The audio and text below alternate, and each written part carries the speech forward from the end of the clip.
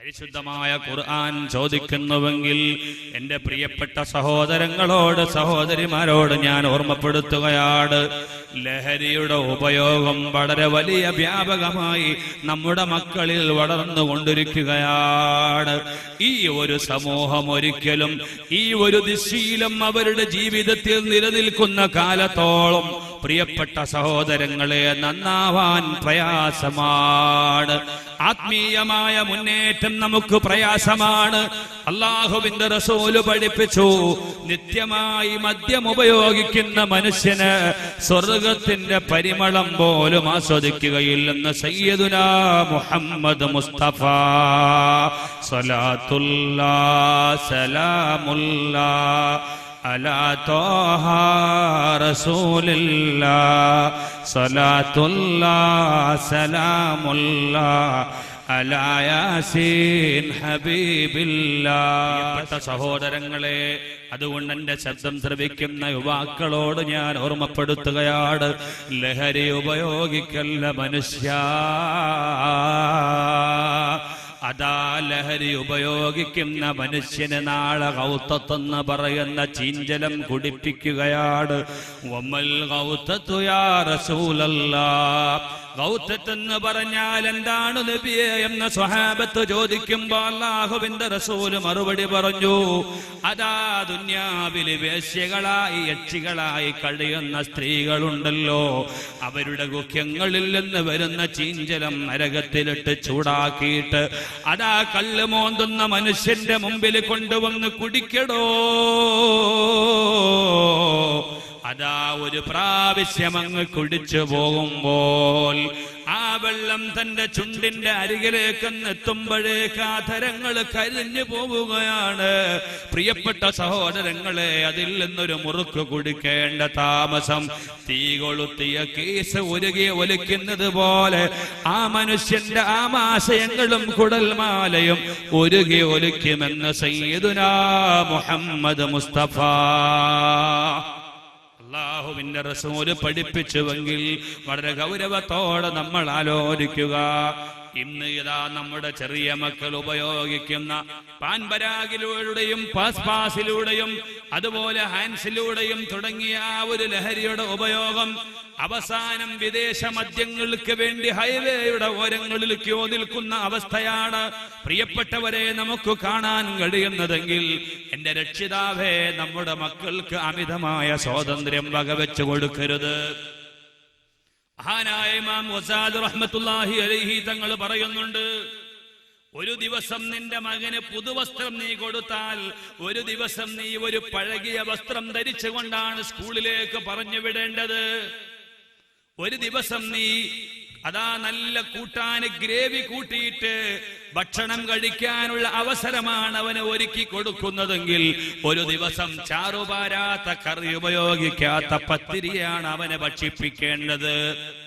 മെത്തയിലാണ് ഒരു ദിവസം അവന് കിടന്നുറങ്ങുന്നതെങ്കിൽ മറ്റൊരു ദിവസം അവന് നിലത്തുപാഴയിൽ കിടന്നുറങ്ങാനുള്ള അവസരമാണ് അവന് നീ ഒരുക്കി തയ്യാറാക്കി കൊടുക്കേണ്ടത്. ഇങ്ങനെ നാട്ടിലുള്ള പാവപ്പെട്ട ജനങ്ങളുടെ മക്കളുടെ അവസ്ഥയും കൂടി അവനൊന്ന് മനസ്സിലാക്കാൻ വേണ്ടി ചെറുപ്പകാലം മുതൽക്ക് നമ്മുടെ മക്കളുടെ ശീലങ്ങൾ അതാ നല്ല പോലെ വളർത്തിയെടുക്കണമെന്ന് ഇമാം ഗസാലി കുട്ടികൾക്കൊരു 5 ചാപ്റ്റർ അവിടത്തെ ഇഹ്യാ ഉലൂമുദ്ദീനിലൂടെ പഠിപ്പിക്കുമ്പോൾ, പ്രിയപ്പെട്ട സഹോദരങ്ങളെ, നമ്മുടെ മക്കളുടെ കൾച്ചർ നന്നാക്കാൻ ഇസ്ലാമിക കൾച്ചറുള്ള കലാലയങ്ങളിലേക്ക് നമ്മുടെ മക്കളെ കൊണ്ട് ചേർക്കാതിരുന്നാൽ അവരുടെ ഈമാനിക പരിവേശം നഷ്ടപ്പെട്ടു പോവുകയാണ്. മഹാത്മാക്കളോടും അല്ലാഹുവിന്റെ ഔലിയാക്കളോടുള്ള സ്നേഹം അവർക്ക് നഷ്ടമാവുകയാണ്. മാതാവും പിതാവുമാണിത്, അവർക്ക് വേണ്ടി ഞാനൊരു യാസീൻ സൂറത്തെങ്കിലും പാരായണം ചെയ്യട്ടെ എന്ന് ചിന്തിച്ചുകൊണ്ട് മരണപ്പെട്ട് കിടക്കുന്ന മാതാവിന്റെയും പിതാവിന്റെയും ഖബറിന്റെ അരികിൽ വന്നുകൊണ്ട് ഒരു യാസീനെങ്കിലും ഓതുന്ന മക്കൾ നമുക്ക് നഷ്ടമാവുകയാണ്. പാരത്രിക ലോകത്തേക്ക് ഒരു മനുഷ്യനെ കിട്ടാനുള്ള ഏറ്റവും വലിയ ഗുണം അല്ലാഹുവിന്റെ റസൂല് പഠിപ്പിച്ചു, വലദുൻ സാലിഹുൻ യദ്ഉല, അവന് വേണ്ടി ദുആ ചെയ്യുന്ന സാലിഹീങ്ങളായ സന്താനങ്ങളാണെന്ന് അല്ലാഹുവിന്റെ റസൂല് മുഹമ്മദ് മുസ്തഫ നബി സല്ലല്ലാഹു അലൈഹി വസല്ലം തങ്ങൾ പഠിപ്പിച്ചു, നമ്മുടെ മക്കൾ എന്ന് പറയുന്നത് പാരത്രിക ലോകത്തേക്കുള്ള ഏറ്റവും വലിയ പ്രോഫിറ്റാണ്. അത് നമ്മൾ മനസ്സിലാക്കണം.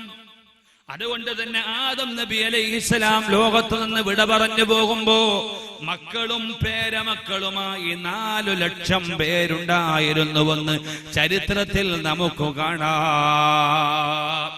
കാരണം കേവലം ഒരു സുഖമല്ല, കേവലം ഒരു ഭൗതികതയല്ല, കേവലം ഒരു വികാരത്തിന്റെ ശമനമല്ല. പ്രിയപ്പെട്ടവരെ, അല്ലാഹുവിന്റെ തൗഹീദും നബിയുടെ റിസാലത്തും ഉൾക്കൊള്ളുന്ന ഒരു ഹൃദയം ഇവിടെ പടച്ചുണ്ടാക്കാൻ എനിക്ക് അവസരം കിട്ടിയെങ്കിൽ അതാണ് അല്ലാഹുവിന്റെ ദീനിനു വേണ്ടി ഞാൻ ചെലവഴിക്കുന്ന ഏറ്റവും പ്രധാനപ്പെട്ട സമ്പാദ്യമെന്ന് അവര് മനസ്സിലാക്കിയതിന്റെ പേരിൽ അല്ലാഹുവിന്റെ റസൂല് പഠിപ്പിക്കുകയാണ്, തസവ്വജുൽ വലൂദൽ വദൂദ്. നിങ്ങൾ വിവാഹം കഴിക്കുന്ന സമയത്ത് ഏറ്റവും കൂടുതൽ പ്രസവിക്കുന്ന, ഏറ്റവും കൂടുതൽ നിങ്ങളെ സ്നേഹിക്കുന്ന ഭാര്യമാരെ വിവാഹം ചെയ്യാൻ നിങ്ങൾ മറന്നു പോകരുതെന്ന് അല്ലാഹുവിന്റെ റസൂല് സയ്യിദുനാ മുഹമ്മദ് മുസ്തഫ സല്ലല്ലാഹു അലൈഹി വസല്ലം തങ്ങൾ പഠിപ്പിച്ചു. അല്ലാഹുവിന്റെ റസൂല് മിഅ്റാജ് കഴിഞ്ഞിട്ട് അവിടുത്തെ വിവരണം സ്വഹാബത്തിന് മുമ്പിൽ അവതരിപ്പിക്കുകയാണ്. ഞാൻ ഇന്നലെ സ്വർഗത്തിൽ പോയപ്പോൾ ഒരു പ്രവാചകനെ എനിക്ക് കാണാൻ കഴിഞ്ഞു.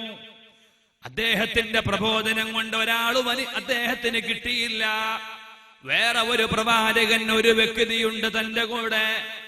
ഇത്രയും കാലത്തിനിടയിൽ പ്രബോധനം ചെയ്തിട്ട് ഹിദായത്ത് പുൽകാൻ ഒരു വ്യക്തിയെ ഉണ്ടായുള്ളൂ. വേറെ ഒരു പ്രവാചകൻ 2 ആളുമായി, വേറെ ഒരു പ്രവാചകൻ 3 ആളുമായി, വേറെ ഒരു പ്രവാചകൻ വലിയ ഒരു സംഘവുമായി നടന്നു പോകുമ്പോൾ ഞാൻ എന്റെ മനസ്സുകൊണ്ട് ചിന്തിച്ചു പോയി, ഞാനായിരുന്നുവെങ്കിൽ എത്ര നന്നായിരുന്നേനെ. ആ സമയത്ത് പ്രിയപ്പെട്ട സഹോദരങ്ങളെ, ജിബ്രീല് പറയുന്നു, ഈ ഭാഗത്തേക്കൊന്നു നോക്കൂ നബിയേ.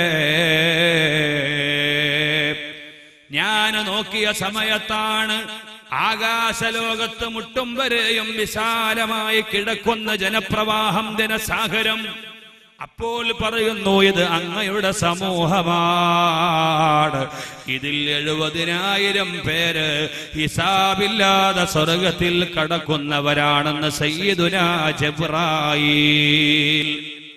പ്രിയപ്പെട്ടവരെ, ഇത് പറയുന്ന സമയത്ത്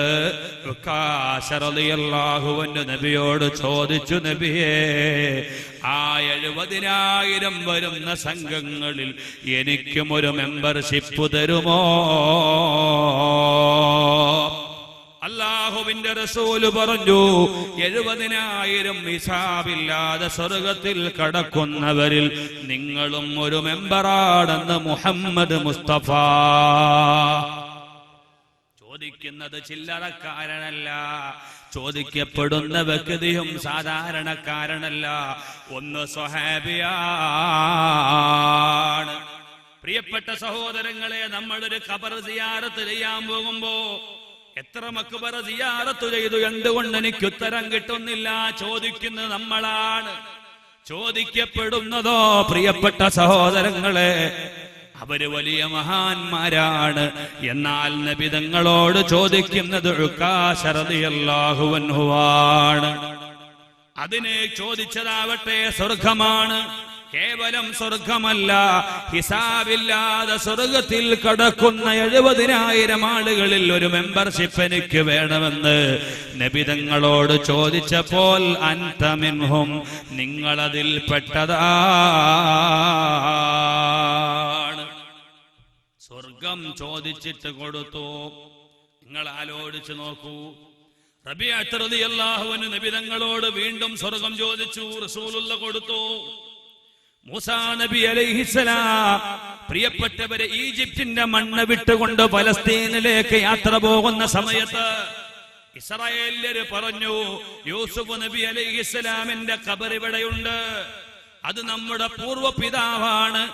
ഇസ്രായേല്യരിലേക്ക്, ഈജിപ്തിലേക്ക് നമ്മൾ കടന്നു വന്നത് യൂസുഫ് നബി അലൈഹിസ്സലാമിലൂടെയാണ്. കാരണം മെഡിറ്ററേനിയൻ സമുദ്ര തീരത്ത് കക്കയും ഞണ്ടും പെറുക്കി നടന്നിരുന്ന യാക്കോബ് നബി അലൈഹിസ്സലാമിന്റെ മക്കൾ പ്രിയപ്പെട്ട സഹോദരങ്ങളെ, അവര് ഈജിപ്തിലേക്ക് എത്താനുള്ള കാരണം യൂസുഫ് നബി അലൈഹിസ്സലാമിന്റെ ജ്യേഷ്ഠ സഹോദരങ്ങൾ അതാ കിണറ്റിലേക്ക് എറിഞ്ഞു. അടിമയായ യൂസുഫ് നബി അലൈഹിസ്സലാമിന് ഈജിപ്തിൽ വിൽക്കപ്പെട്ടു. അങ്ങനെ അടിമയായി കടന്നു വന്ന യൂസുഫ് നബി അലൈഹിസ്സലാമിന് ആ നാടിന്റെ ഭരണാധികാരം, പ്രിയപ്പെട്ടവരെ, ഒരു ഭക്ഷണ വകുപ്പ് കൈകാര്യം ചെയ്യുന്ന മന്ത്രിയാകാൻ അവസരം കിട്ടിയ യൂസുഫ് നബി അലൈഹിസ്സലാം ഏറ്റവും കൂടുതൽ രാഷ്ട്രത്തിന് സേവനം അർപ്പിച്ച ഒരു കാലഘട്ടമായിരുന്നു. ആദ്യമായി ഇറിഗേഷൻ കണ്ടുപിടിച്ച, ആദ്യമായി പ്രിയപ്പെട്ടവരെ വെള്ളത്തിന്റെ കനാല്, ചാലിട്ടൊഴുകുന്ന കനാല് സംവിധാനം ലോകത്ത് ആദ്യമായി ഏർപ്പെടുത്തിയ മഹാനുഭാവനാണ് സയ്യിദുനാ യൂസുഫ് നബി അലൈഹിസ്സലാം. അതുകൊണ്ട് തന്റെ ഭരണം നടത്തുന്ന കാലഘട്ടത്തിൽ പ്രിയപ്പെട്ടവരെ എല്ലാ കുന്നുകളിലും വിശാലമായ സംവിധാനങ്ങൾ ഒരുക്കി. അതുകൊണ്ട് ഇഷ്ടം പോലെ നെല്ലുകൾ ഉണ്ടാക്കി, പച്ചക്കറികൾ ഉണ്ടാക്കി, ഭക്ഷണങ്ങൾ ഉണ്ടാക്കി. വിദേശ മറ്റു രാഷ്ട്രങ്ങളിൽ നിന്ന് പോലും ഈജിപ്തിലേക്ക് ജനങ്ങൾ ഭക്ഷണത്തിന് കടന്നു വന്നു. അതുകൊണ്ട് മെഡിറ്ററേനിയൻ സമുദ്രതീരത്ത് താമസിച്ചിരുന്ന യാക്കൂബ് നബി അലൈഹിസ്സലാമിന്റെ മക്കൾ ഈജിപ്തിലേക്ക് കടന്നു വന്നപ്പോൾ അവരാരാണെന്ന് യൂസുഫ് നബിക്ക് മനസ്സിലായി. ഇവരെന്റെ ജ്യേഷ്ഠന്മാരാണെന്ന് യൂസുഫ് നബിക്ക് മനസ്സിലായി. അതുകൊണ്ട് യൂസുഫ് നബി അലൈഹിസ്സലാം എന്ത് ചെയ്തു? യാക്കൂബ് നബി അലൈഹിസ്സലാം ഉണ്ടോ എന്ന് തിരക്കി. പ്രിയപ്പെട്ട സഹോദരങ്ങളെ, യാക്കൂബ് നബി എന്ന് പറഞ്ഞാൽ ചെറിയ മനുഷ്യനല്ല. സിർറുൽ അംബിയ എന്ന സ്ഥാനപ്പേര് കിട്ടിയ നേതൃത്വമാണ് യാക്കൂബ് നബി അലൈഹിസ്സലാം. ഇസ്രായേൽ എന്ന് പറയുന്നത് ആരെക്കുറിച്ച? യാക്കൂബ് നബി അലൈഹിസ്സലാമിനെ കുറിച്ച. ഇസ്ര എന്ന് പറഞ്ഞാൽ അതിന്റെ അർത്ഥം അടിമ എന്നാണ്. ആയിൽ എന്ന് പറഞ്ഞാൽ അതിന്റെ അർത്ഥം അള്ളാഹു എന്നാണ്. അത് ഹിബ്രു ഭാഷയാണ്. അള്ളാഹുവിന്റെ അടിമ എന്നർത്ഥം വരുന്ന യാക്കൂബ് നബി അലൈഹിസ്സലാമിന് 12 മക്കളുണ്ടായി. 11ാമത്തെ മകനായ യൂസുഫ് നബി അലൈഹിസ്സലാമിന് യാക്കൂബ് നബിയുമായിട്ടുള്ള അഭേദ്യമായ സ്നേഹത്തിൽ നിന്ന് അകറ്റിയാലല്ലാതെ പിതാവിന്റെ സേവനങ്ങൾ നമുക്ക് കിട്ടുകയില്ലെന്ന് മനസ്സിലാക്കിയിട്ട് ജ്യേഷ്ഠ സഹോദരങ്ങൾ യൂസുഫ് നബി അലൈഹിസ്സലാമിനെ ആടുമേക്കാൻ എന്ന രൂപത്തിൽ കൊണ്ടുപോയിട്ട് പ്രിയപ്പെട്ടവരെ കിണറ്റിലെറിഞ്ഞു. ആ സമയത്ത് അത്രയും വലിയ സൗന്ദര്യവാനായ യൂസുഫ് നബി അലൈഹിസ്സലാമിന് ഒരുപാട് അബദ്ധങ്ങൾ വരാനുണ്ടെന്ന് മനസ്സിലാക്കിയിട്ട്, അതല്ലെങ്കിൽ ഒരുപാട് പരാജയത്തിന്റെ പടുകുഴികൾ വരാനുണ്ടെന്ന് മനസ്സിലാക്കിയിട്ട് യാക്കൂബ് നബി അലൈഹിസ്സലാം കെട്ടിക്കൊടുത്ത ഒരു ഐക്കല്ലുണ്ടായിരുന്നു. പ്രിയപ്പെട്ട സഹോദരങ്ങളെ, ആ ഐക്കല്ല് അഴിച്ചിട്ട് അതിലുള്ള ഷർട്ടാണ് യാക്കൂബ് നബി അലൈഹിസ്സലാമിന് മക്കളുടെ കയ്യിൽ കൊടുത്തയക്കുന്നു. ഇത് നിങ്ങളുടെ പിതാവിനൊന്ന് കൊടുക്കൂ. ഇത് പിതാവിന്റെ മുഖത്തങ്ങിട്ട് ഇടേണ്ട താമസം.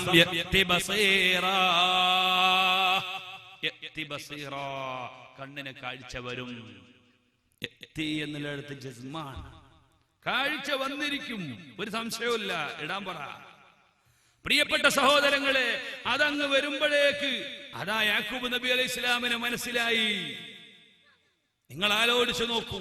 അവസാനം യാക്കൂബ് നബി അലൈഹിസ്സലാം അടക്കമുള്ള മുഴുവൻ ആളുകളെയും ഈജിപ്തിന്റെ മണ്ണിലേക്ക് ഒരു മന്ത്രിസ്ഥാനം അലങ്കരിക്കുന്ന യൂസുഫ് നബിയുടെ കുടുംബങ്ങൾ ഈജിപ്തിലേക്ക് കടന്നു വരുന്നു എന്ന് പറയുമ്പോ അന്നത്തെ ഒരാരവം ഒരു വലിയ സന്തോഷമായിരുന്നു.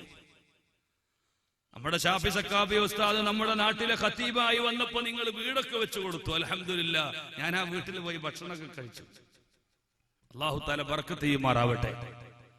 പ്രിയപ്പെട്ട സഹോദരങ്ങൾ, ഇതുപോലെ ഈജിപ്തിലൊരു മന്ത്രിയാവാൻ ഭാഗ്യം ലഭിച്ച യൂസുഫ് നബി അലൈഹിസ്സലാമിന് പ്രിയപ്പെട്ട സഹോദരങ്ങളെ, യൂസുഫ് നബി അലൈഹിസ്സലാമിന്റെ കുടുംബത്തിനെ വരവേൽക്കുകയാണ് വീട്ടിലേക്ക്, രാഷ്ട്രത്തിലേക്ക്. അങ്ങനെ ഇസ്രായേല്യർ, യാക്കൂബ് നബി ഇസ്ലാമിന്റെ മക്കളാണ് ഇസ്രായേല്യർ. ഇസ്രായേൽ എന്ന് പറഞ്ഞാൽ യാക്കൂബ് നബി, ഇസ്രായേല്യർ എന്ന് പറഞ്ഞാൽ യാക്കൂബ് നബി ഇസ്ലാമിന്റെ മക്കൾ. അവരെല്ലാവരും ബൈബിൾ വായിച്ചാൽ അറിയാം, ബൈബിളിന്റെ റിപ്പോർട്ട് പ്രകാരം 17 ലക്ഷം ആളുകൾ പ്രിയപ്പെട്ടവരെ അവിടെ പടർന്ന് പന്തലിച്ചു. പക്ഷേ വലീദ് ഇബ്നു റയ്യാൻ ഭരണം നടത്തുന്ന കാലഘട്ടത്തിലായിരുന്നു ഈജിപ്തിലേക്ക് അവർ വന്നത്. എന്നാൽ പിന്നീട് അമാലിക ഭരണകുടുംബത്തിൽപ്പെട്ട റംസീസ് രണ്ടാമൻ അഥവാ ഇന്ന് ഈജിപ്തിന്റെ തലസ്ഥാന നഗരിയായ കൈറോയുടെ മ്യൂസിയത്തിൽ പ്രിയപ്പെട്ട സഹോദരങ്ങളെ ഒരു കളിപ്പാവക്ക് തുല്യമായി കിടക്കുന്ന ആ ഒരു ശരീരമുണ്ടല്ലോ, ആ ശരീരത്തിന്റെ ഉടമയായ റംസീസ് രണ്ടാമൻ 2-3 നൂറ്റാണ്ട് കഴിഞ്ഞപ്പോൾ ഭരണം നടത്തി ഈജിപ്തിൽ. അതുകൊണ്ട് അടിമയായി ഈജിപ്തിലേക്ക് കയറി വന്ന സമൂഹത്തിന് അതപ്പതിപ്പിച്ചു. എത്ര പിരമിഡുകളാണ് പ്രിയപ്പെട്ടവരെ ഈജിപ്തിലുള്ളത്. അതൊക്കെ ഇസ്രായേലിയർ ഉണ്ടാക്കിയ തൗഹീദിന്റെ അംശമുള്ള പിരമിഡുകളാണ്. ഞാൻ പറഞ്ഞുകൊണ്ടുവരുന്നത്, ഏതായിരുന്നാലും അടിമയായി ചിത്രീകരിക്കപ്പെട്ട ഈ ഒരു ജനതയ്ക്ക് ഇനി ഒരിക്കലും ഈജിപ്തിന്റെ മണ്ണിൽ ജീവിക്കാൻ സാധ്യമല്ല എന്ന് ബോധ്യപ്പെട്ടപ്പോ മൂസാ നബി അലൈഹിസ്സലാമും സംഘവും പ്രിയപ്പെട്ടവരെ ഇസ്രായേൽ വിട്ട് ഫലസ്തീനിലേക്ക് തിരിച്ചു പോവുക എന്ന് പറഞ്ഞാൽ അവർ വന്നത് എവിടെ നിന്നാ? ഫലസ്തീനിൽ നിന്നാ. കാരണം ഇബ്രാഹിം നബി അലൈഹിസ്സലാം ഫലസ്തീനുകാരനായിരുന്നു. അതുകൊണ്ട് നമുക്ക് ഫലസ്തീനിലേക്ക് പോകാമെന്ന് പറഞ്ഞ് ഫലസ്തീനിലേക്ക് പോകുന്ന സമയത്ത് മൂസാ നബി അലൈഹി ഇസ്ലാമിനോട് പറഞ്ഞു, യൂസുഫ് നബി അലൈഹി ഇസ്ലാമിന്റെ ഖബർ ഇവിടെയുണ്ട്. അതുകൊണ്ട് യൂസുഫ് നബി അലൈഹി ഇസ്ലാമിനെ അതാ കൊണ്ടുപോകാതെ നമ്മൾ യൂസുഫ് നബിയെ ഈ ജനതയുടെ മണ്ണിലിട്ട് കൊണ്ടുപോകുന്നത് ശരിയല്ല. പ്രിയപ്പെട്ടവരെ, മൂസ നബി ചോദിച്ചു, എവിടെയാണ് യൂസുഫിന്റെ ഖബറെന്ന് ആർക്കറിയാം? തേഞ്ഞുമാഞ്ഞു പോയിരുന്നു, എവിടെയും അടയാളമില്ല. അതുകൊണ്ട് ഇസ്രായേല്യര് പറഞ്ഞു, ഏറ്റവും പ്രായം കൂടിയ ഒരു ഉമ്മൂമ്മയുണ്ട്, ആ ഉമ്മൂമ്മയെ ഇങ്ങോട്ട് വിളിച്ചു കൊണ്ടുവരാ. ഉമ്മൂമ്മയെ നബി സല്ലല്ലാഹു മാനായ മൂസ നബി അലൈഹിസ്സലാമിന്റെ മുമ്പിലെത്തിയപ്പോൾ മൂസ നബി ചോദിച്ചു, യൂസുഫ് നബിയുടെ ഖബർ എവിടെയാണെന്ന് നിങ്ങൾക്കറിയാമോ? അപ്പോൾ പറയുകയാണ്, യൂസുഫ് നബിയുടെ ഖബർ എവിടെയാണെന്ന് ഞാൻ പറഞ്ഞു തരാം. ഒരു പ്രവാചകനായ നിങ്ങൾക്ക് സാധാരണക്കാരിയായ എന്നിൽ നിന്ന് കിട്ടുന്ന ഒരു വലിയ വിജ്ഞാനമാണ്. അത് നിങ്ങൾക്ക് ഏറ്റവും ഉപകാരമുള്ള ഒരു വിജ്ഞാനമാണ്. പക്ഷേ മൂസ നബിയെ, ഞാനിത് നിങ്ങൾക്ക് അറിയിച്ചു തരണമെങ്കിൽ എനിക്കും ഒരു പ്രത്യേക സമ്മാനം നൽകണേ. ഇത് തന്നാലേ ഞാൻ നിങ്ങൾക്ക് ഇത് അറിയിച്ചു തരാൻ തയ്യാറാവൂ. അപ്പൊ എന്താ? മൂസാ നബി അലൈഹി ഇസ്ലാമിനോട് ചോദിച്ചു, എനിക്ക് നിങ്ങൾ സ്വർഗത്തിൽ പോകും, നിങ്ങളൊരു പ്രവാചകനാണെന്ന കാര്യം എനിക്ക് ഉറപ്പാ. പക്ഷേ നിങ്ങളെ കൂടെ സ്വർഗത്തിൽ എനിക്കും അവസരമുണ്ടെന്ന് നിങ്ങൾ പറഞ്ഞാലല്ലാതെ യൂസുഫ് നബിയുടെ ഖബർ കാണിച്ചു തരുകയില്ല. പ്രിയപ്പെട്ട സഹോദരങ്ങളെ, യൂസുഫ് നബി അതാ മഹാനായ മൂസ നബി പറഞ്ഞു, സലിൽ ജന്ന, പെണ്ണെ നിങ്ങൾ സ്വർഗം ചോദിച്ചോളൂ. സലിൽ ജന്ന, സ്വർഗം ചോദിച്ചോളൂ. പക്ഷേ സ്വർഗത്തിൽ ഞാൻ ഇരിക്കുന്ന അതേ സീറ്റിൽ ഇരിപ്പിടം വേണമെന്ന് പറഞ്ഞാൽ അതൊരു പ്രയാസമാണ്. ആ സമയത്ത് ഉമ്മൂമ്മ പറഞ്ഞു, പോരാ, എനിക്ക് അങ്ങയോടൊപ്പം തന്നെ ഒരു സീറ്റ് വേണം. പ്രിയപ്പെട്ട സഹോദരങ്ങളെ, അവസാനം അല്ലാഹു തആല വഹി കൊടുക്കുകയാണ്, മൂസ നബിയെ, അങ്ങയോടൊപ്പം തന്നെ ഒരു സീറ്റ് കൊടുത്തോളൂ, നിങ്ങൾ പേടിക്കേണ്ടതില്ല. അങ്ങയെ സ്നേഹിച്ച ഉമ്മൂമ്മ അങ്ങയോടൊപ്പം സ്വർഗത്തിൽ തന്നെയാണ്. ഞാൻ പറഞ്ഞുകൊണ്ട് വരുന്നത് എന്താണെന്നറിയുമോ? അള്ളാഹുവിന്റെ ഔലിയാക്കളെ സ്നേഹിച്ചാൽ, അള്ളാഹുവിന്റെ മഹാന്മാരെ സ്നേഹിച്ചാൽ, പ്രിയപ്പെട്ട സഹോദരങ്ങളെ, നമുക്കവരോടൊപ്പം സ്വർഗത്തിൽ പോകാം. അതല്ലാതെ മറ്റു മാർഗങ്ങൾ നമുക്കില്ല. ഇതുതന്നെയായിരുന്നു ജീവിതത്തിന്റെ ചാലക ശക്തിയായി മുൻഗാമികൾ സ്വീകരിച്ചിരുന്നത്. ഈ സമൂഹം അവരുടെ വിജയത്തിന് വേണ്ടി ഏതൊക്കെ ഉപയോഗപ്പെടുത്തിയോ ആ ഒരു മാർഗത്തിലൂടെ അല്ലാതെ നിങ്ങൾക്ക് വിജയമില്ലെന്ന് അല്ലാഹുവിന്റെ റസൂല് പഠിപ്പിച്ചെങ്കിൽ, പ്രിയപ്പെട്ട സഹോദരങ്ങളെ, അവരല്ലാഹുവിലേക്ക് നന്മ ചെയ്തുകൊണ്ടടുത്തവരാണ്. അതുകൊണ്ട് നമ്മുടെ സമയങ്ങൾ ഒരിക്കലും നമ്മൾ നഷ്ടപ്പെടുത്തണ്ട. ഇദാ കുൻത ലം തർഹൽ ബിസാദിൻ മിനത്തുഖാ വലാഖൈത ബഅദൽ മൗതി മൻ ഖദ് തസവദാ നദിംത അലാ അല്ലാ തകൂന കമിത്ലിഹി കഅന്നക ലം തർസദ് ബിമാ കാന അർസദാ ഇദാ കുൻത ലം തർഹൽ നീ യാത്ര പോയില്ലെങ്കിൽ ബിസാദിൻ മിനത്തുഖാ തഖ്വയുടെ ഭക്ഷണവുമായി നീ യാത്ര പോയില്ലെങ്കിൽ വലാഖൈത ബഅദൽ മൗതി മൻ ഖദ് തസവദാ നീ യാത്ര അതാ നല്ല ഭക്ഷണവുമായി നല്ല സൽക്കർമ്മങ്ങളുമായി പാരത്രിക ലോകത്തേക്ക് വന്ന ഒരുപാട് ആളുകളെ നിനക്ക് അവിടെ കാണാം. അപ്പോഴോ നദിം തഅല അല്ല തകൂന കമിത്ലിഹി കഅന്നക ലം തർസദ് ബിമാ കാന അർസദാ അവരവരുടെ ചാക്കുകളെല്ലാം നിറച്ച് വേണ്ട വിഭവങ്ങളെല്ലാം സംഭരിച്ചുകൊണ്ട് മഹ്ശറയിലേക്ക് വന്ന ആ ഒരു രംഗം കാണുമ്പോ മനുഷ്യ നിനക്ക് വല്ലാത്ത സങ്കടമാണ്. അതുകൊണ്ട് നീ നിന്റെ ചാക്ക് നിറക്കാൻ ശ്രദ്ധിച്ചോ, നീ നിന്റെ ഫയലുകൾ ശ്രദ്ധിച്ചോ, നീ നിന്റെ നന്മകളുടെ ആക്കം കൂട്ടാൻ നന്മകൾക്ക് ഭാരം കൂട്ടാനുള്ള സൽക്രമങ്ങൾ നീ വർദ്ധിപ്പിച്ചോ. തുഅമ്മിലു ഫിദ്ദുന്യ തബീലം വലാ തദരി ഇദാ ഹന്ന ലൈലുൻ ഹൽ തഈശു ഇലൽ ഫജ്രി ഇവിടെ കൂടുതൽ കൂടുതൽ കാലം ജീവിക്കണമെന്ന് നീ ആഗ്രഹിക്കുകയാണ്. ഇവിടെ കൂടുതൽ കാലം ജീവിക്കണമെന്ന് നീ ആഗ്രഹിക്കുകയാണ്.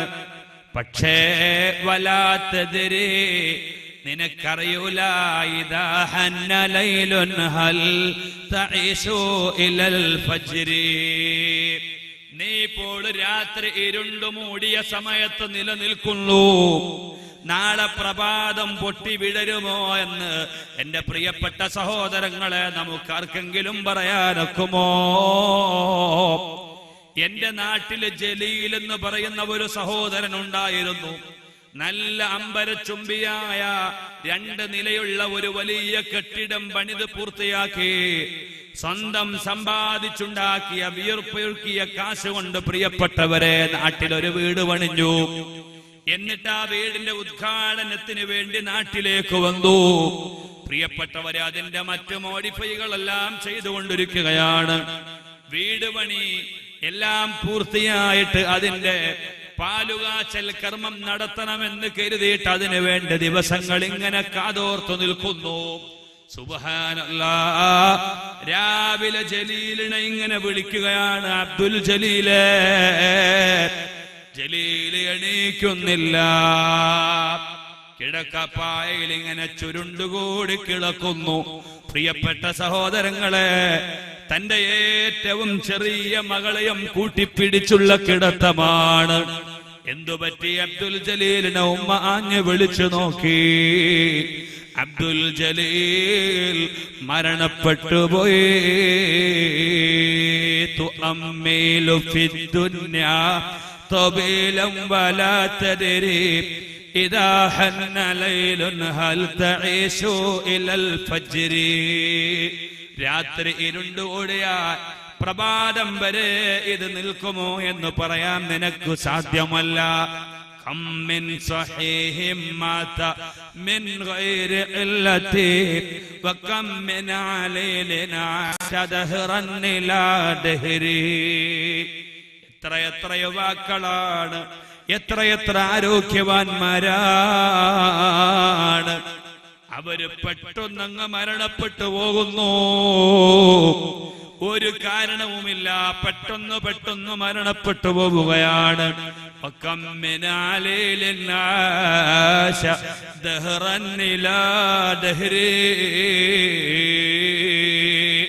എന്നാൽ രോഗിയായി കിടക്കുന്നവരു തന്നെ വളരെ കൂടുതൽ കാലം അങ്ങനെ കിടക്കപ്പാഴയിൽ നരകിച്ച് കിടക്കുകയാണ്.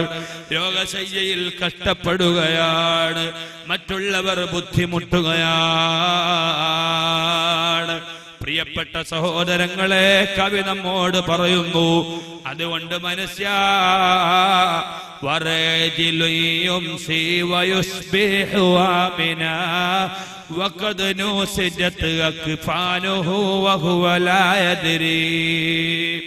മനുഷ്യൻ പ്രഭാതത്തിൽ ജീവിക്കുന്ന മനുഷ്യൻ പ്രദോഷത്തെ പ്രതീക്ഷിക്കുകയാണ്. പ്രദോഷത്തിൽ ജീവിക്കുന്ന മനുഷ്യൻ പ്രഭാതം പൊട്ടി വിടരുമെന്ന് ആഗ്രഹിക്കുകയാണ്. പക്ഷേ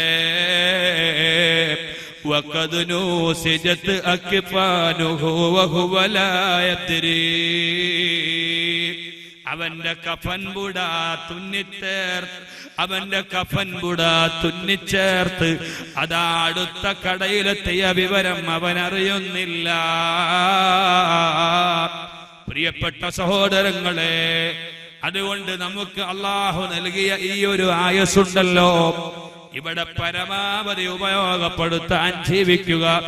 ദുനിയാവ് കണ്ടിട്ട് ആരും വഞ്ചനയിൽ പെട്ടുപോകണ്ട. പരിശുദ്ധമായ ഖുർആൻ പറയുന്നു, വമൽ ഹയാത്തുദ് ദുനിയാ ഇല്ലാ മതാഉൽ ഗുറൂർ.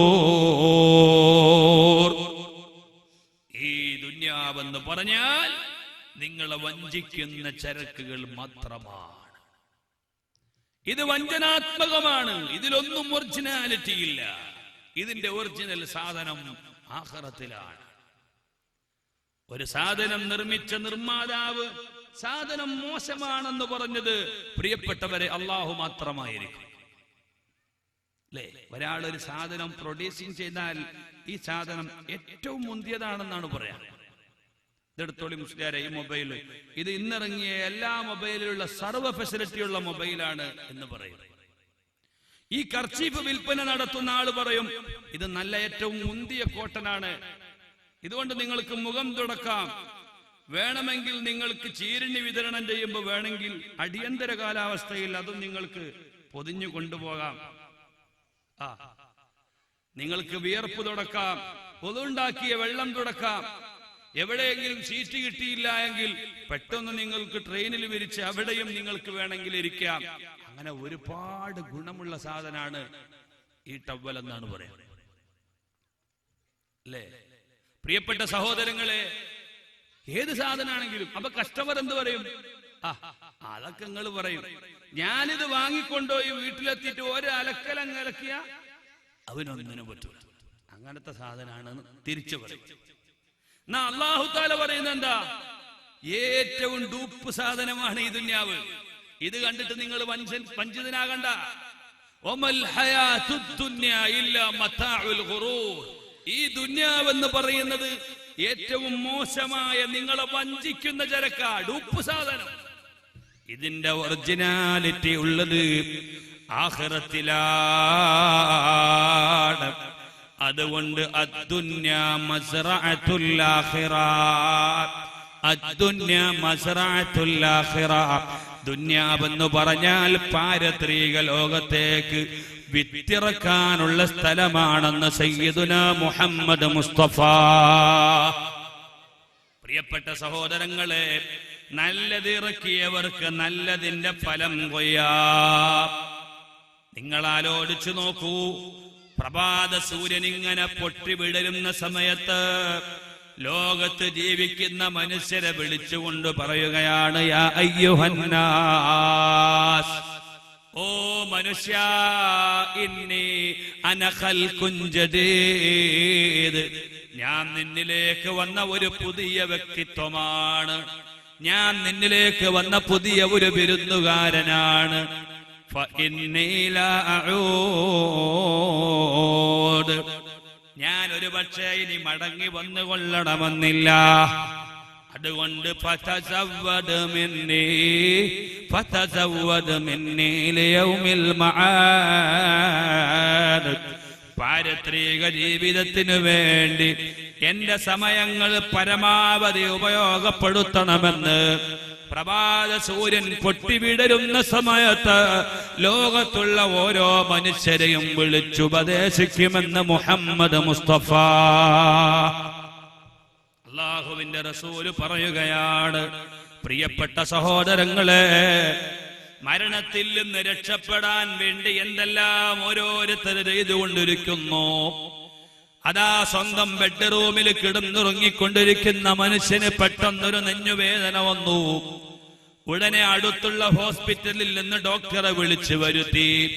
ഡോക്ടർ പറയുന്നു, ഇതിന് ഇവിടെയൊന്നും ട്രീറ്റ്മെന്റ് ഇല്ല, മെഡിക്കൽ കോളേജിലേക്ക് 15 മിനിറ്റ് കൊണ്ട് എത്തിച്ചാൽ രക്ഷപ്പെടാം. പ്രിയപ്പെട്ടവരെ, എത്രയും പെട്ടെന്ന് മെഡിക്കൽ കോളേജിലേക്ക് കൊണ്ടെത്തിച്ചു. അവിടെ കൃത്രിമമായി അവരുപയോഗപ്പെടുത്തിയ അവരെടുത്ത് വെച്ച സിലിണ്ടർ ഉരുട്ടി കൊണ്ടുവന്ന മനുഷ്യന്റെ മൂക്കിലേക്ക് 2 പൈപ്പങ്ങ് തിരിച്ചു കയറ്റി. അവിടെ ഒരാഴ്ചക്കാലം കൃത്രിമമായ സിലിണ്ടറിലുള്ള ഓക്സിജൻ ഉപയോഗപ്പെടുത്തി പഴയ ആരോഗ്യനിലയിലേക്ക് മനുഷ്യനങ്ങ് തിരിച്ചു വന്നു. ഡിസ്ചാർജ് ചെയ്ത് തിരിച്ചു പോകുമ്പോൾ സുബ്ഹാനല്ലാഹ്, ഒരു 15,000-ഓ ഒരു 20,000-ഓ കാശ് കൊടുക്കേണ്ട അവസ്ഥയല്ലേ സഹോദരാ? ഇത് എവിടെയാണ്? ഈ പ്രകൃതിയിൽ നിന്ന് എത്ര കാലമായി നമ്മൾ അതാ അള്ളാഹുവിന്റെ വായു ശ്വസിക്കുന്നു, അള്ളാഹുവിന്റെ വെള്ളം കുടിക്കുന്നു, അവന്റെ സ്ഥലകാല സൗകര്യങ്ങൾ അത്രയും ഉപയോഗപ്പെടുത്തുന്നു. ഒരാൾക്കും കാശ് കൊടുക്കുന്നില്ലല്ലോ. ഇതിനൊരു ചെറിയ തടസ്സം വന്നപ്പോൾ എല്ലാം അങ്ങ് നിലച്ചുപോയി. പക്ഷേ ആ മനുഷ്യൻ ഇത്രയേറെ കാശ് കൊടുത്ത് ട്രീറ്റ്മെന്റ് നടത്തി ഒരാഴ്ചക്കാലമായപ്പോഴേക്കങ്ങ് മരണപ്പെട്ടു പോയാൽ, പ്രിയപ്പെട്ട സഹോദരങ്ങളെ, അല്ലാഹു തആല തിരിച്ചു കൊണ്ടുപോകുന്ന ആത്മാവിനെ അത് നിങ്ങൾക്ക് മടക്കി വിളിക്കാനാകുമോ? കുല്ലിന്നൽ മൗതല്ലദീ തഫിറൂന فإنه ملاقيكم ثم تردون إلى عالم الغيب والشهادة فينبئكم بما كنتم تعملون. മരണത്തെ പേടിച്ച് നിങ്ങൾ ഓടുകയാണ്. മരണത്തെ പേടിച്ച് നിങ്ങൾ പലതും ചെയ്തുകൊണ്ടിരിക്കുകയാണ്. പക്ഷേ ഈ ഓടുന്നതും മരണത്തിലേക്കാണെന്ന വിവരം മനുഷ്യർ മനസ്സിലാക്കുന്നില്ല. ഇവിടെ ചെയ്തു പോയ മുഴുവൻ കാര്യങ്ങളുടെയും അതാ നല്ലതും ചീത്തയും വേർതിരിച്ചിട്ട് പ്രതിഫലം കൊടുക്കുന്ന മഹ്ശറ വരാനുണ്ട്.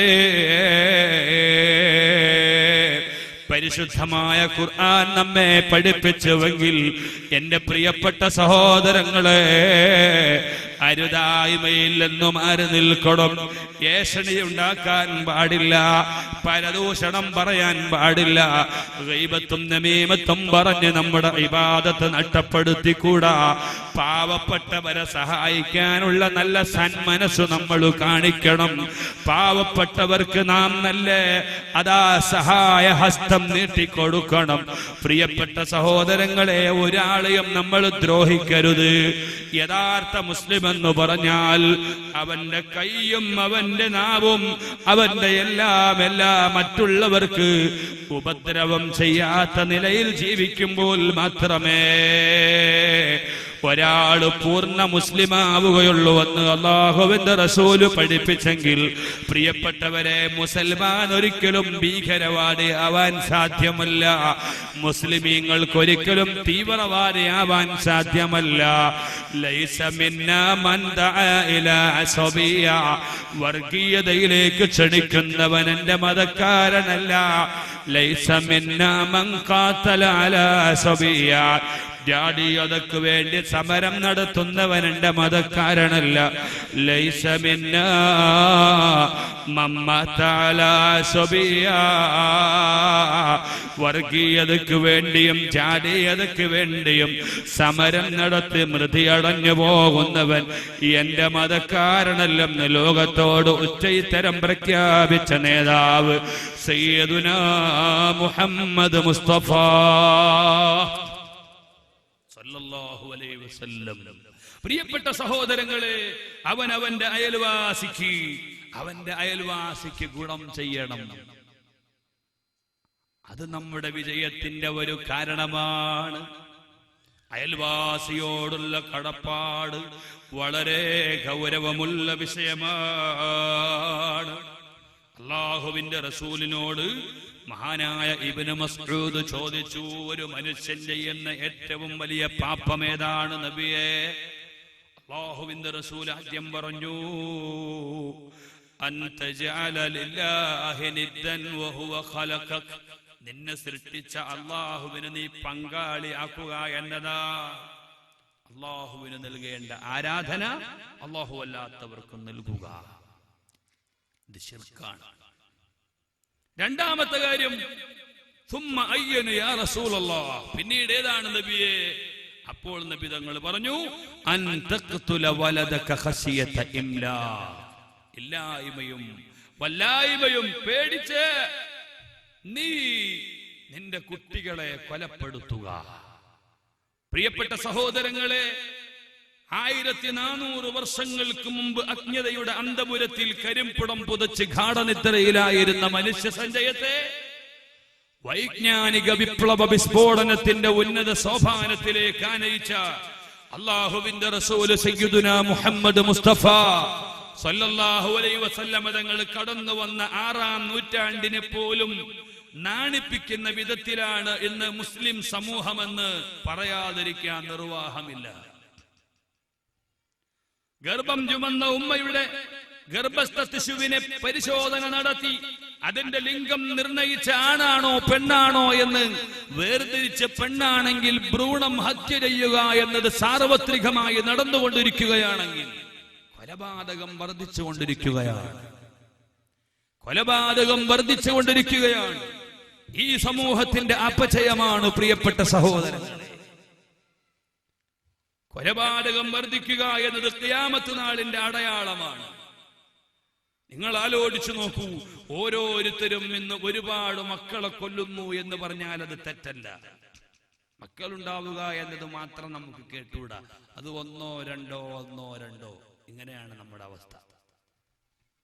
മുൻഗാമികളുടെ അവസ്ഥ പരിശോധിച്ചാൽ മക്കളെ ഉണ്ടാക്കുക എന്നതൊരു സൽക്കർമ്മമായി അവർ കണക്കിലെടുത്തത് കൊണ്ടാണ് ലോകത്ത് ഇത്രയും കോടാനക്കോടി മുസ്ലിമീങ്ങൾ ഉണ്ടായത്. അല്ലാഹു തആല മനുഷ്യരെ സൃഷ്ടിക്കാൻ വേറെ ഫാക്ടറികൾ നിർമ്മിച്ചിട്ടില്ല, അതിന് നമ്മെ തന്നെ ഏൽപ്പിച്ചിരിക്കുകയാണ്. ആണും പെണ്ണും തമ്മിൽ സങ്കലിച്ച് അവര് സംസർഗം നടത്തി അതിലൂടെ ഉണ്ടാവണം ലോകത്ത് മനുഷ്യ മക്കൾ എന്ന് അല്ലാഹു തആല തീരുമാനിച്ചു.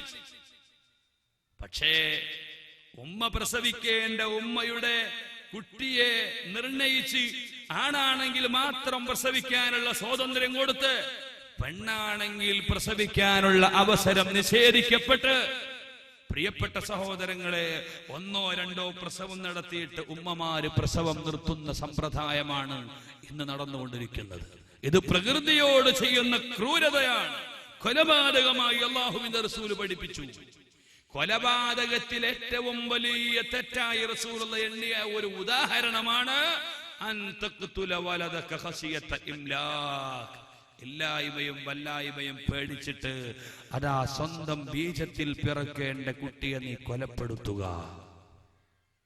തുമ്മ അയ്യുന യാ റസൂലല്ലാഹ്, പിന്നെ ഏതാണ് നബിയേ ഒരു മനുഷ്യൻ ചെയ്യുന്ന കുറ്റകൃത്യങ്ങളിൽ ഗൗരവമുള്ളത് ഏതാണെന്ന് അല്ലാഹുവിന്റെ റസൂലിനോട് ചോദിക്കുമ്പോ അല്ലാഹുവിന്റെ റസൂല് പഠിപ്പിച്ചു, അൻ തസ്നിയ ഹലീലത ജാരിക, സ്വന്തം അയൽവാസി പെണ്ണിനെ വ്യഭിചരിക്കലാണ്. വ്യഭിചാരം തന്നെ ഗൗരവമുള്ളതാണ്. എന്നാൽ ആ വ്യഭിചാരത്തിന് ഏറ്റവും കൂടുതൽ റെസ്പെക്ട് കൊടുക്കേണ്ട, ആദരിക്കേണ്ട, ബഹുമാനിക്കേണ്ട അയൽവാസിയെ തന്നെ നീ കൂട്ടാളി ആക്കിയെങ്കിൽ അത് വലിയ മഹാപാതകവും വൻ വീഴ്ചയുമായെന്ന് മുഹമ്മദ് മുസ്തഫ. ഏറ്റവും കൂടുതൽ ചാൻസ് ഉള്ളതാണല്ലോ സഹോദരന്മാരെ. അയൽവാസി ഗൾഫിലേക്ക് പോകുമ്പോ എന്റെ പെണ്ണിനെ നല്ലോണം നോക്കണോന്ന് അതാ സ്വന്തം അയൽവാസി അങ്ങ് പറയുമ്പോ ആ വാക്ക് കണക്കിലെടുത്തിട്ട് നോക്കാൻ പറ്റാത്ത സ്ഥലങ്ങളിലും നോക്കിപ്പോയി. പ്രിയപ്പെട്ടവരെ, വ്യഭിചാര വൃത്തിക്ക് കൂട്ടുനിർത്തുന്നു. അയൽവാസി അയൽവാസിയെ ബഹുമാനിക്കുക എന്നത് അല്ലാഹുവിന്റെ റസൂല് പഠിപ്പിക്കുകയാണ്. ഓരോ ദിവസവും ജിബ്രീൽ വരുമ്പോ ഓരോ ദിവസവും ജിബ്രീൽ എന്നോട് അയൽവാസിക്കുള്ള മര്യാദ പഠിപ്പിച്ചു തരാറുണ്ട്. ഞാൻ ചിന്തിച്ചു പോയി, മരണപ്പെട്ടാൽ എൻ്റെ സമ്പത്തും അയൽവാസിക്ക് അനന്തരാവകാശമായി കൊടുക്കേണ്ടി വരുമോ? അത്രപോൽ അയൽവാസിയോടുള്ള മര്യാദ പഠിപ്പിച്ച മതമാണ് ഈ മതമെന്ന് അല്ലാഹുവിന്റെ റസൂൽ മുഹമ്മദുർ റസൂലുള്ളാഹി. പ്രിയപ്പെട്ട സഹോദരന്മാരെ, ഒരു സംഭവം പറയുകയാണ്. അബ്ദുല്ലാഹി ഇബ്നുൽ മുബാറക് റളിയല്ലാഹു അൻഹു ഹജ്ജ് കഴിഞ്ഞിട്ട് മസ്ജിദുൽ ഹറമിൽ ഇങ്ങനെ ഉറങ്ങുമ്പോ 2 മാലാഖമാർ അവിടെ അവതരിച്ചു. ഒരു മലക്ക് ചോദിച്ചു, എത്ര പേര് ഈ വർഷം ഹജ്ജിന് വന്നിട്ടുണ്ട്? 6 ലക്ഷം പേര് ഹജ്ജിന് വന്നിട്ടുണ്ട്. എത്ര പേരുടെ ഹജ്ജ് അല്ലാഹു സ്വീകരിച്ചിട്ടുണ്ട്? അതിൽ എല്ലാവരുടെയും ഹജ്ജ് സ്വീകരിച്ചിട്ടുണ്ട്. മലക്ക് ചോദിക്കുന്നു, എന്താ എല്ലാവരുടെയും ഹജ്ജ് സ്വീകരിക്കാനുള്ള കാരണം? മറുപടി, ഹജ്ജിന് വരണമെന്ന് കരുതിയിട്ട് ഡമസ്കസിലുള്ള ഒരു മുവഫഖ് എന്ന സഹോദരൻ ഹജ്ജിന് വരണമെന്ന് കരുതി ഒരുപാട് ആഗ്രഹത്തോടെ അതിനുവേണ്ടി തയ്യാറെടുപ്പ് നടത്തി. പക്ഷേ ഒരു പ്രതിസന്ധി അനുഭവപ്പെട്ട കാരണത്താൽ അയാൾക്ക് ഹജ്ജിന് വരാൻ കഴിഞ്ഞില്ല. അദ്ദേഹം ഒരു വലിയ സേവനം ചെയ്തിട്ടുണ്ട്, അതുകൊണ്ട് ഹജ്ജിന് വരാൻ അദ്ദേഹത്തിന് കഴിഞ്ഞില്ല. ആ സേവനം ചെയ്ത കാരണത്താൽ അയാൾ ഹജ്ജിന് വരാൻ കഴിഞ്ഞില്ല. ആ സേവനത്തിന്റെ കാരണത്താൽ ഇവിടെയുള്ള മുഴുവൻ ഹാജിമാരുടെയും ഹജ്ജ് അല്ലാഹു സ്വീകരിച്ചു. പ്രിയപ്പെട്ട സഹോദരന്മാരെ, നമ്മളിവിടെ സംഘടിച്ചതിൽ വളരെ നല്ല നിഷ്കളങ്കരായ മനുഷ്യർ ഇവിടെയുണ്ട്.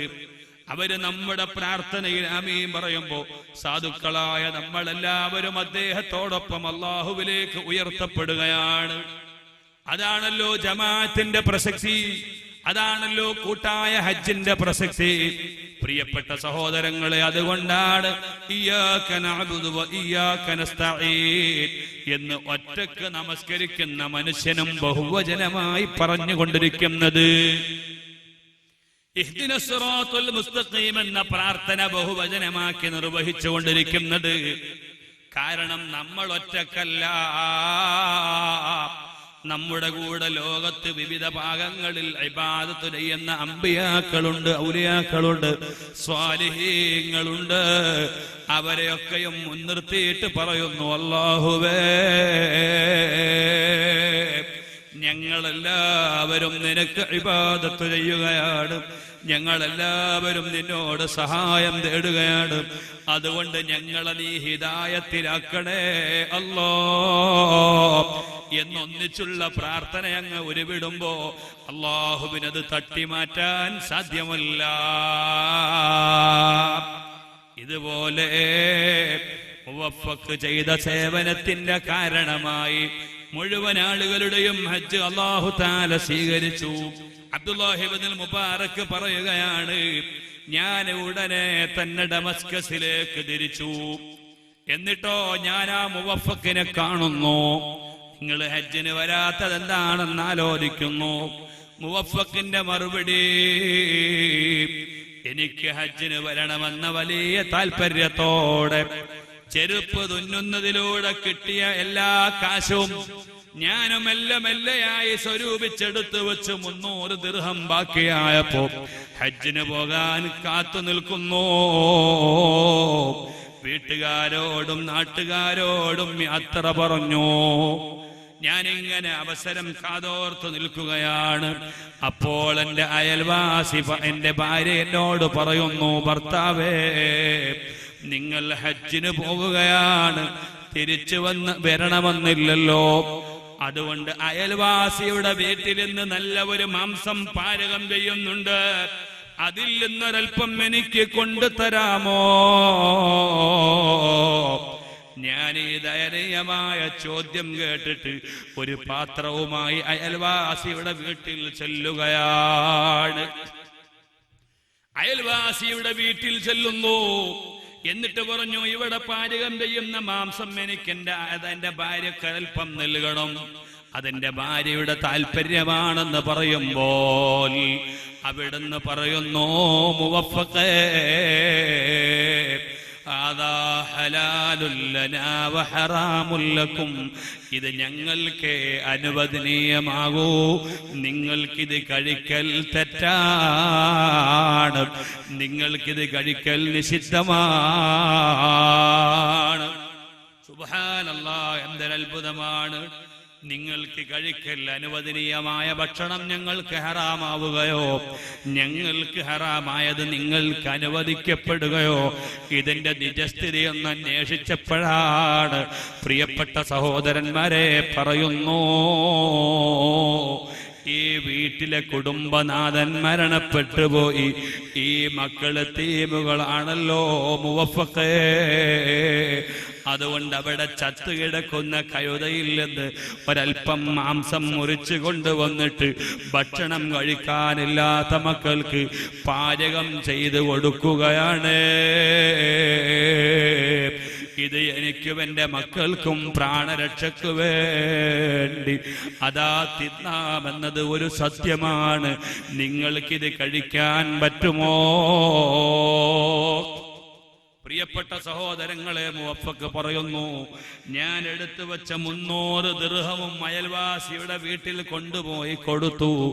എന്നിട്ട് പറയുന്നു, അംഫിഖി അലാ ഐതാമികി, അംഫിഖി അലാ ഐതാമികി, പെണ്ണേ ഇത് നിന്റെ മക്കൾക്ക് ചെലവഴിച്ചോ. എനിക്ക് ഹജ്ജിന് വരാൻ കഴിഞ്ഞില്ല, ഇതാണ് ഇതിന്റെ പിന്നിലുള്ള രഹസ്യമെന്ന് പറയുമ്പോ അബ്ദുല്ലാഹി ഇബ്നുൽ മുബാറക് പറയുന്നു, നിങ്ങൾ ഹജ്ജിന് വരാതെ യതീമിനെ സംരക്ഷിച്ചത് കൊണ്ട്, അയൽവാസിയുടെ പട്ടിണി അകറ്റിയത് കൊണ്ട് നിങ്ങൾക്ക് സ്വർഗമുണ്ട് എന്ന് ഞാൻ സ്വപ്നത്തിലൂടെ ദർശിച്ചിരിക്കുന്നു. സഹോദരന്മാരെ, ഞാൻ നിർത്തുകയാണ്. ഇങ്ങനെ ഇത്രയും ബഹുമാനത്തോടെ സഹകരിക്കേണ്ട അയൽവാസിയെ നീ വ്യഭിചാരത്തിന് കൂട്ടുനിർത്തിയാൽ അല്ലാഹു പൊരുത്തപ്പെടുകയില്ല. അതുകൊണ്ട് നബി തങ്ങൾ പറയുന്നു, ഒരു മനുഷ്യന്റെ ഏറ്റവും വലിയ വീഴ്ചയാണ്, വൻ പാപമാണ്, സ്വന്തം അയൽവാസിനെ വ്യഭിചരിക്കലെന്ന് മുഹമ്മദ് മുസ്തഫ. പ്രിയപ്പെട്ട സഹോദരങ്ങളെ, അതുകൊണ്ട് ഞാൻ ഓർമ്മപ്പെടുത്തുന്നു, വ്യഭിചാരത്തിലേക്ക് നമ്മളാരും വഴുതി വീഴരുത്, അതിനുള്ള സാഹചര്യങ്ങൾ ഒരുക്കരുത്, അതുമായി ഒരിക്കലും പ്രിയപ്പെട്ടവരെ നമ്മൾ സഹകരിക്കരുത്. അതുകൊണ്ട് വ്യഭിചാരം വലിയ ഗൗരവമുള്ളത് കൊണ്ടാണ് അതിലേക്ക് അടുക്കാവുന്ന എല്ലാ മേഖലയും വളരെ കർശനമായി പരിശുദ്ധമായി ഇസ്ലാം വിരോധിച്ചിട്ടുണ്ട്. ഇസ്ലാമിക ഗവൺമെന്റ് നിലനിൽക്കുന്ന രാഷ്ട്രത്തിലാണെങ്കിൽ വ്യഭിചരിച്ച മനുഷ്യനെ എറിഞ്ഞു കൊല്ലണമെന്ന നിയമമാണുള്ളത്. നിങ്ങൾ നോക്കൂ, ഒരു സഹോദരി നബി സല്ലല്ലാഹു അലൈഹി വസല്ലമ തങ്ങളുടെ അരികിൽ വന്നുകൊണ്ട് പറഞ്ഞു, നബിയെ, ഞാൻ വ്യഭിചരിച്ചു എന്നത് വ്യക്തമായി തെളിഞ്ഞിരിക്കുകയാണ്, വ്യഭിചരിച്ചു എന്നത് എനിക്ക് ബോധ്യപ്പെട്ടിരിക്കുകയാണ്. അതുകൊണ്ട് നബിയെ, പാരത്രിക ലോകത്ത് ചെല്ലുന്ന സമയത്ത് എനിക്കിത് സഹിക്കാൻ സാധ്യമല്ല. അതുകൊണ്ട് അതിന്റെ ശിക്ഷ എന്താണെങ്കിലും ഇവിടുന്ന് നടപ്പിലാക്കണമെന്ന് പറയുകയാണ്. നബി സല്ലല്ലാഹു അലൈഹി വസല്ലമ തങ്ങൾ പറഞ്ഞു, പെണ്ണെ, വ്യഭിചരിച്ചു എന്നതുകൊണ്ട് നീയും ഒരു പുരുഷനും തമ്മിൽ വർത്തമാനം പറഞ്ഞു എന്നതാണെങ്കിൽ അതിനെ എറിഞ്ഞു കൊല്ലണമെന്ന നിയമമില്ല. കേവലം ഒന്ന് സ്പർശിച്ചു എന്നതിന്റെ പേരിലാണെങ്കിൽ അതിനും എറിഞ്ഞു കൊല്ലൽ നിയമമില്ല. അതുപോലെ സാധാ മറ്റേതെങ്കിലും അലങ്കാരികമായി വ്യഭിചാരമെന്ന് ഹദീസിൽ പഠിപ്പിച്ചതാണ് നീ ഉദ്ദേശിച്ചതെങ്കിൽ അതിനും എറിഞ്ഞു കൊല്ലണമെന്ന നിയമമില്ല. അപ്പോൾ ആ സ്ത്രീ പറഞ്ഞു, നബിയെ, എന്റെ വയറ്റത്തേക്ക് നോക്കൂ നബിയെ, 6 മാസം പ്രായമുള്ള കുട്ടി എന്റെ വയറ്റിലുണ്ട്, ഇത് പിതാവില്ലാത്ത ജാരസന്തതിയാണ് ഹബീബേ. ആ സമയത്ത് നബി തങ്ങൾ പറഞ്ഞു, നിന്നെ ഈ സമയത്തങ്ങ് എറിഞ്ഞു കൊന്നാൽ നിന്റെ വയറ്റിലുള്ള കുട്ടിയും മരിച്ചു പോവുകയാണ്. അതുകൊണ്ട് നിന്റെ രക്ഷിതാവിനെ വിളിക്കൂ. പ്രിയപ്പെട്ട സഹോദരിമാരെ, രക്ഷിതാവിനെ വിളിച്ചു കൊണ്ടുവന്നു. ഉടനെ പറയുന്നു, ഇവൾ പ്രസവിച്ച് 2 വർഷക്കാലം കുട്ടിക്ക് മുലയൂട്ടി. ഭക്ഷണം പാലല്ലാത്തത് ഭക്ഷിക്കാൻ പ്രായമാകുമ്പോ ഇവളെയും കൂട്ടി നിങ്ങൾ തിരിച്ചു വരണേ. നബിതങ്ങളുടെ വസീയത്താണ്. 2 വർഷം കഴിഞ്ഞ് നബിതങ്ങളുടെ മുമ്പിലെത്തിയപ്പോ സ്വഹാബത്തിനെ വിളിച്ചു വരുത്തി റസൂലുള്ളാഹ്. എന്നിട്ട് വലിയ ഒരു കുഴി കുത്താൻ ആവശ്യപ്പെട്ടു. ആ കുഴിയിലേക്ക് ആ സ്ത്രീയെ അങ്ങ് ഇറക്കി നിർത്തി. എന്നിട്ടോ അതായത് എന്ന സമയത്ത് ഓടി രക്ഷപ്പെടാതിരിക്കാൻ വേണ്ടി പ്രിയപ്പെട്ട സഹോദരന്മാരെ, കുഴിയിൽ നിന്ന് നീക്കം ചെയ്ത മണ്ണുകളെല്ലാം കുഴിയിലേക്ക് തന്നെ വീണ്ടും വലിച്ചിടുകയാണ്. ഒരു തെങ്ങും തൈ നട്ടുപിടിപ്പിച്ചതുപോലെ, അല്ലെങ്കിൽ ഒരു അറേബ്യൻ രാജ്യത്ത് ഈത്തപ്പന മരം കുഴിച്ചിട്ടതുപോലെ മണ്ണിൽ സ്ത്രീയെ അങ്ങ് അതാ പകുതി വരെ മണ്ണിട്ട് മൂടി. കൈവക്കാൻ സാധ്യമല്ല, സഞ്ചരിക്കാൻ സാധ്യമല്ല, ഏറുകൊള്ളുന്ന സമയത്ത് പ്രതിരോധിക്കാൻ സാധ്യമല്ല. പ്രിയപ്പെട്ട സഹോദരങ്ങളെ, ആ പെണ്ണിനെ കുഴിയിൽ ഇറക്കി നിർത്തിയ സമയത്ത് 100 കണക്കിന് കല്ലുകൾ കൊണ്ടുവന്നു. നബിതങ്ങൾ അതിൽ നിന്നൊരു കല്ലെടുത്ത് കൊണ്ട് പറഞ്ഞു, ഈ പെണ്ണ് മനുഷ്യനാണ്, അതുകൊണ്ട് എറിയുമ്പോൾ സൂക്ഷിക്കണം, മുഖത്തെറിയാൻ പാടില്ല. വ്യഭിചരിച്ചു എന്നത് സത്യമാണ്. പക്ഷേ ഇസ്ലാമിക ഗവൺമെന്റിന് മുമ്പിൽ ഇവൾ ഹാജരാക്കിയത് കൊണ്ട് എറിഞ്ഞു കൊല്ലണമെന്ന നിയമമല്ലാതെ മറ്റൊന്നും ശിക്ഷയായി ഇല്ല. അതുകൊണ്ട് എറിയുന്ന സമയത്ത് നല്ലവണ്ണം സൂക്ഷിക്കണമെന്ന് പറഞ്ഞ് ഒരു കടലമണിയോളം വലുപ്പമുള്ള ചെറിയ കല്ലെടുത്ത് റസൂലുള്ളാഹി അങ്ങ് ഉദ്ഘാടനം ചെയ്തു. അതിന് ശേഷം ഒരു സ്വഹാബി ഒരു വലിയ കല്ലെടുത്തിട്ട് ആ പെണ്ണിന്റെ തലക്കങ്ങെറിഞ്ഞപ്പോ പ്രിയപ്പെട്ടവരെ തലയങ്ങ് പൊട്ടിപ്പോയി. രക്തമങ്ങ് പുറത്തേക്ക് സ്പ്രെഡ് ചെയ്തുകൊണ്ടിരിക്കുകയാണ്. ഈ ദയനീയമായ രംഗം കണ്ടിട്ട് ദയാദാക്ഷിണ്യം നഷ്ടപ്പെടാത്ത സ്വഹാബത്തിന്റെ കയ്യിൽ നിന്ന് കല്ലുകൾ ഇങ്ങനെ മെല്ലയായി അങ്ങ് ഉതിർന്നു വീണപ്പോ റസൂലുള്ളാഹി പറഞ്ഞു, ലാ തഖുദു ബിഹിമാ റഅഫതും ഫീ ദീനില്ലാഹ്. ഇസ്ലാമിക നിയമം നടപ്പിലാക്കുമ്പോ നിങ്ങൾക്ക് ഒരു മനുഷ്യനോടും ദയ വേണ്ട, അതുകൊണ്ട് എറിഞ്ഞു കൊല്ലുക തന്നെ. ഓരോരുത്തരും എറിഞ്ഞ് ശരീരത്തിന്റെ എല്ലാ ഭാഗങ്ങളും മുറിവ് പൊട്ടി. പ്രിയപ്പെട്ടവരെ, ഇഞ്ചോടിഞ്ച് അതാ മരണം പുൽകിപ്പോയി. അവസാനം ഒരു ഒടിഞ്ഞു മുറിഞ്ഞ് വീണുപോയ വായ പോലെ ആ സഹോദരി മുഖമും കുത്തി അതാ മണ്ണിലേക്ക് അങ്ങ് വീണു. ആ സ്ത്രീയെ മണ്ണിൽ നിന്നെടുത്ത് കുളിപ്പിച്ച് കഫൻ ചെയ്ത് നിസ്കരിക്കാൻ വേണ്ടി അല്ലാഹുവിന്റെ റസൂൽ നിസ്കരിക്കാൻ നേതൃത്വം നൽകുമ്പോൾ ഉമർ ഇബ്നുൽ ഖത്താബ് ചോദിച്ചു, നബിയേ, വ്യഭിചരിച്ച് എറിഞ്ഞു കൊന്ന ഈ സ്ത്രീക്ക് വേണ്ടി ഇനിയും നിങ്ങൾ മയ്യത്ത് നിസ്കരിക്കുകയാണോ? അതും നിങ്ങൾ ഇമാമത്ത് നിന്നുകൊണ്ട്. നബി തങ്ങൾ പറഞ്ഞു, ഇവൾ വ്യഭിചരിച്ചവളാണെന്നത് സത്യമാണ്, പക്ഷേ അവളുടെ നിഷ്കളങ്കമായ തൗബ കൊണ്ട് ഇവളിപ്പോൾ സ്വർഗത്തിലാണെന്ന് മുഹമ്മദ് മുസ്തഫ. അതുകൊണ്ട് പ്രിയപ്പെട്ട സഹോദരിമാരെ, അത്തരം വൃത്തികേടുകൾ നമ്മൾ ചെയ്തു പോയെങ്കിൽ അള്ളാഹുവിനോട് നമ്മൾ മാപ്പിരക്കുക. എത്ര വലിയ പാപമാണെങ്കിലും അല്ലാഹു തആല നമുക്ക് പുറത്തു തരും. പരിശുദ്ധമായ ഖുർആൻ പറഞ്ഞു, സമയം വളരെ ദീർഘിച്ചു പോയി, ഞാൻ നിർത്തുകയാണ്. ഫഖുൽതു അസ്തഗ്ഫിറൂ റബ്ബക്കും ഇന്നഹു കാന ഗഫാറാ. അസ്തഗ്ഫിറുല്ലാഹൽ അലീം, അസ്തഗ്ഫിറുല്ലാഹൽ അലീം എന്ന ദിക്ർ നിങ്ങൾ വർദ്ധിപ്പിച്ചു ചൊല്ലുമ്പോൾ അല്ലാഹു നിങ്ങളുടെ പാപം പൊറുക്കും. യുർസിലിസ് സമാഅ അലൈക്കും മിദ്റാറാ, നിങ്ങൾക്ക് നല്ല സുഭിക്ഷമായ മഴ വർഷിക്കും. വയജ്അൽ ലക്കും ജന്നാത്തിൻ വയുംദിദുക്കും ബിഅംവാലിൻ വബനീൻ, അള്ളാഹു നിങ്ങൾക്ക് മക്കളില്ലാത്തവർക്ക് മക്കളെ നൽകാനും സാമ്പത്തിക ശേഷിയില്ലാത്തവർക്ക് സമ്പത്ത് നൽകാനും മതിയായതാണ് അസ്തഗ്ഫിറുല്ലാഹ് എന്ന ദിക്ർ പരിശുദ്ധമായ ഖുർആൻ പഠിപ്പിച്ചു. അതുകൊണ്ട് പ്രിയപ്പെട്ട സഹോദരന്മാരെ, നമുക്കൊരൽപ്പം ഇസ്തിഗ്ഫാറും ഒരൽപ്പം തഹ്ലീലും ചൊല്ലി നമ്മിൽ നിന്ന് ഇന്നലെ ഈ സദസ്സിൽ പങ്കെടുത്ത് ഇന്ന് ഖബറിൽ കിടക്കുന്ന അബ്ദുള്ള എന്ന സഹോദരന് വേണ്ടി നമ്മൾ ദുആ ചെയ്യണം. അല്ലാഹു തആല അദ്ദേഹത്തിന്റെ ദോഷങ്ങൾ പുറത്തു കൊടുക്കുമാറാവട്ടെ. ഈ ഖബറിന്റെ വെളിച്ചം അല്ലാഹു തആല അദ്ദേഹത്തിന്റെ ഖബറിലേക്ക് എത്തിച്ചു കൊടുക്കുമാറാവട്ടെ. അവരെയും നമ്മയും അവന്റെ സ്വർഗീയ ലോകത്ത് അല്ലാഹു ഒരുമിച്ച് കൂട്ടുമാറാവട്ടെ. ആമീൻ. اللهم صل وسلم وبارك على رسولك سيدنا محمد وعلى آل سيدنا ومولانا محمد.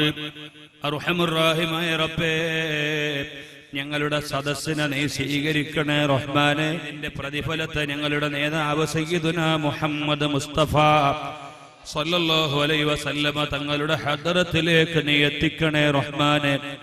എല്ലാ അമ്പിയാക്കളുടെയും ഔലിയാക്കളുടെയും സ്വാലിഹീങ്ങളുടെയും ശുഹദാക്കളുടെയും ഹദ്റത്തിലേക്ക് നീ എത്തിക്കണേ റഹ്മാനെ.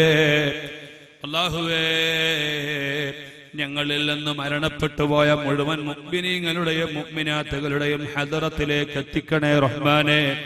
പ്രത്യേകിച്ച് ഈ സദസ്സിൽ ഇന്നലെ വഅദിന് ഞങ്ങളോടൊപ്പം തോളൊരുമിച്ചിരിക്കുകയും അല്ലാഹുവേ ഇന്ന് ഖബറിൽ അന്ത്യവിശ്രമം കൊള്ളുകയും ചെയ്യുന്ന അബ്ദുള്ള എന്ന സഹോദരൻ അർഹമുർറാഹിമായ റബ്ബേ, കൂലിപ്പണിയെടുത്ത് ജോലി ചെയ്യുന്ന മനുഷ്യനാണ്.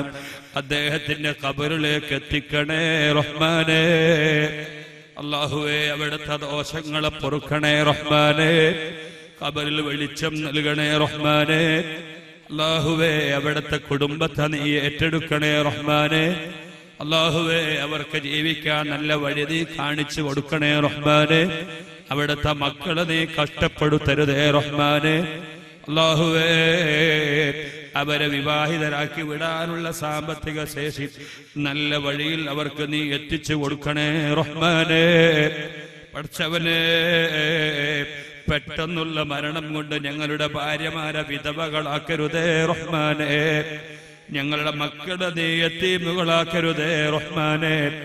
അല്ലാഹുവേ, ഞങ്ങൾക്ക് ആഫിയത്തുള്ള ദീർഘായുസ് നൽകണേ റഹ്മാനെ. അല്ലാഹുവേ, ഞങ്ങളുടെ കടങ്ങളെ വീട്ടിത്തരണേ റഹ്മാനെ.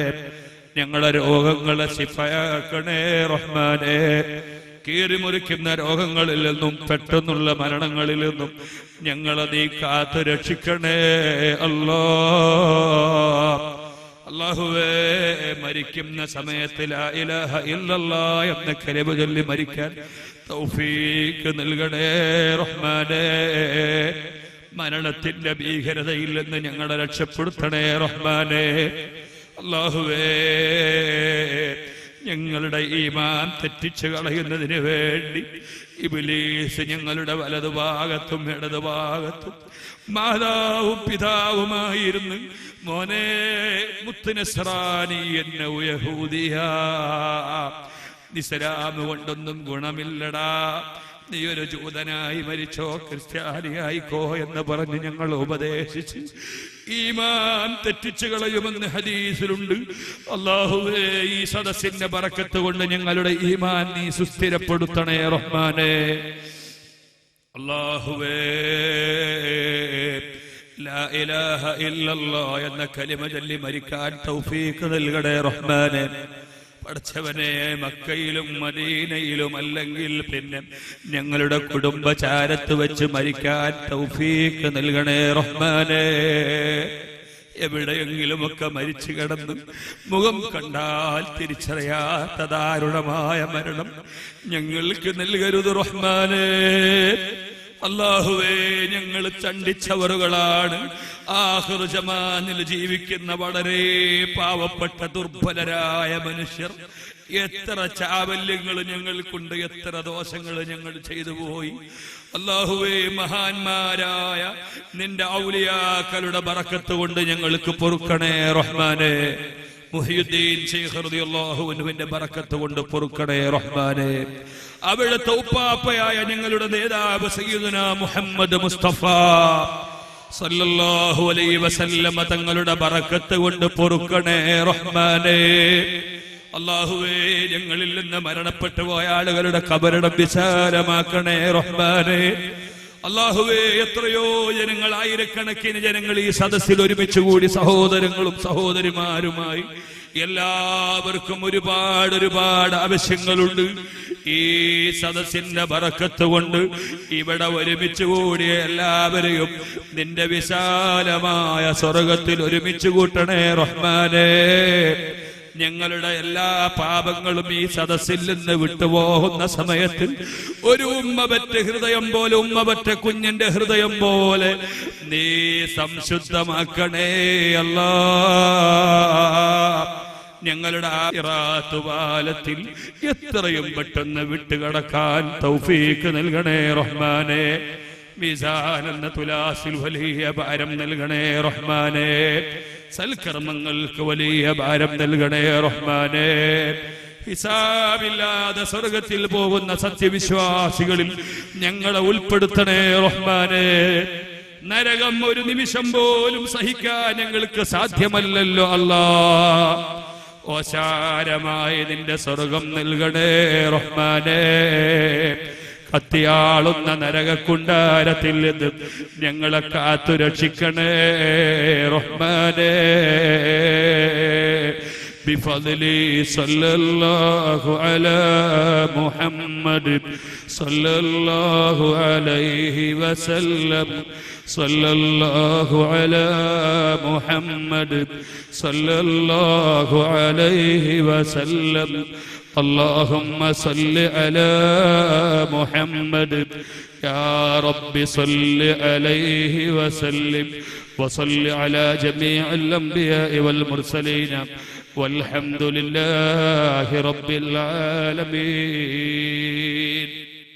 നിങ്ങളൊക്കെയും ദുആ ചെയ്യണം എന്ന് വസിയത്ത് ചെയ്തുകൊണ്ട് നിർത്തുന്നു.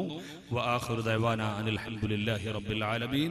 അസ്സലാമു അലൈക്കും വറഹ്മത്തുള്ളാഹി വബറകാതുഹു.